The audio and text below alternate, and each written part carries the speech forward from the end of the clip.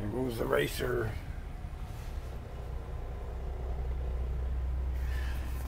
Apparently there was a lot of unhappiness with some of the union prizes at the picnic, which I've never gone to, by the way. But apparently they gave away a bunch of computers and a bunch of big screen TVs and all kinds of great prizes. But one of the prizes was a CD of a Center Street Drivers band and a book. So when they got their name called, you know, they were thinking, oh my God, maybe I won a big screen TV or a laptop computer or one.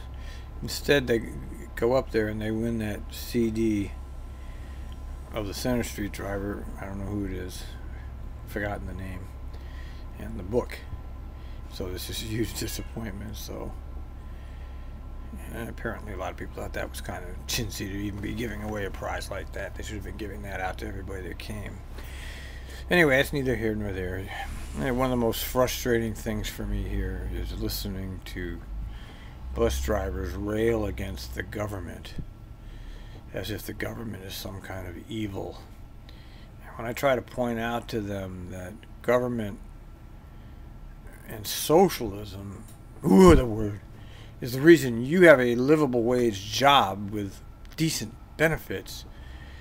So how can you stand there and rail against the government? Because that's what's keeping you alive, is the government.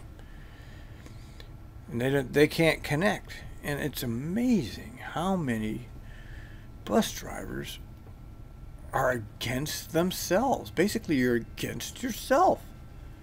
If you're against the government, what are you doing in a job that's provided to you by the government with taxpayer money?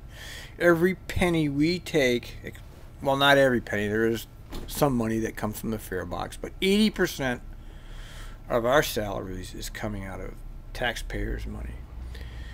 And some of that money is ours, of course, because we pay taxes too, so it's not completely other people's money. We are paying taxes into the same thing. So, but it's thanks to the government this place exists. If it wasn't for the government, you would not have a decent job with decent benefits. It's just amazing how people don't seem to connect that. I mean, how can they really be that ignorant? Is it really possible? Is it really possible to work for the government and be against the government? It's like hearing the people complain again about our passengers. Oh, the passengers are just scum. They should be dead. They should be killed, or all kinds of ridiculous things you hear about various drivers making stupid statements like, that's an extreme statement, but stupid statements like that. How do you remind them that without those transit-dependent people, you don't have work?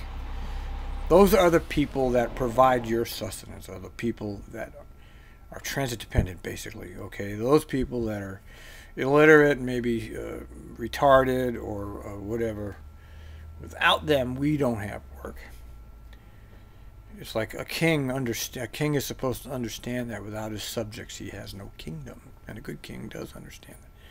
Well, the same theory applies here. Without these transit dependent people, we have no work.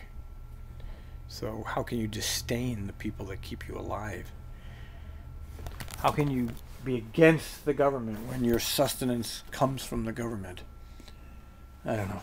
It's very frustrating to have to listen to it. It's just hard to believe that people really don't see any connections between all of this.